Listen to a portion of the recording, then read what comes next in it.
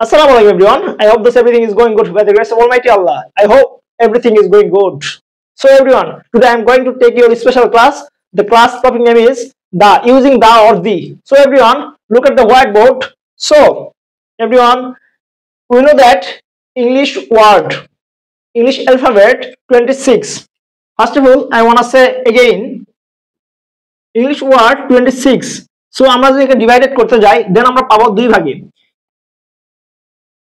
vowel 5 word and consonant 21. So আমরা দুই ভাগে বিভক্ত করতে পারি। এখন let's point, the point name is আমরা যখন বলতে চাই যে vowel পাঁচটি কি আমরা দেখে নেই।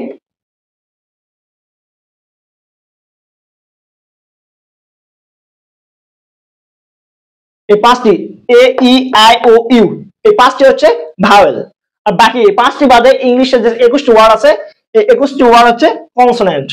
সো যদি আমরা কোনো ওয়ার্ডের প্রথম অক্ষর আই মিন দি এর পরে যে ওয়ার্ডটি থাকবে এই ওয়ার্ডের ফার্স্ট অক্ষরটি যদি ভাওয়েলের মধ্যে পড়ে এই পাঁচটির মধ্যে পড়ে তাহলে আমরা সেক্ষেত্রে দি উচ্চারণ করব, দাকে আমরা দিতে রূপান্তর করব। So for example we can see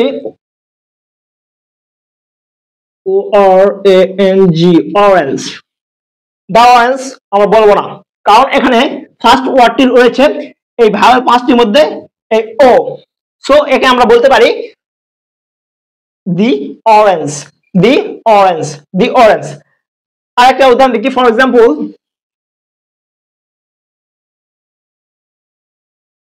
the apple, এখানে আমরা দা বলবো না কারণ এখানে ফার্স্ট দা এর পরে যে ফার্স্ট ওয়ার্ডটি রয়েছে তার প্রথম অক্ষরটি হচ্ছে আমাদের ভাওয়েলের মধ্যে পড়ে যা এ তে রূপান্তরিত হয়। সো আমরা বলবো the apple।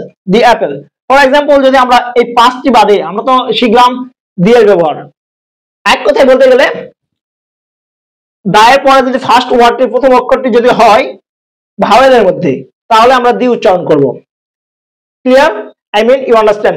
So on the other hand we can see this is a 21 word consonant। so আমরা দায়ের উচ্চারণ কখন করব? এই পাঁচটি ওয়ার্ড ব্যতীত এই নিয়মটা ব্যতীত যে নিয়মটা হবে সেটা আপনারা অলরেডি বুঝে গেছেন। কারণ এই দায়ের পরে যদি কনসোনেন্টের ওয়ার্ড গুলো থাকে যেমন এগুলো বাদে এই পাঁচটি বাদে যদি থাকে তাহলে আমরা সেটাকে দাকে দায়ী বলতে পারবো। যেমন problem PROBLEM problem, the book, this is the pen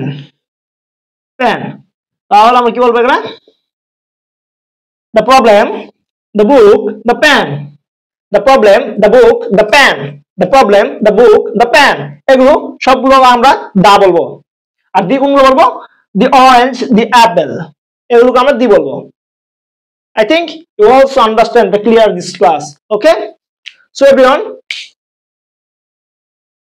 how was this class? Let me know in the comments. Thanks for watching my video. See you again. Allah Hafiz.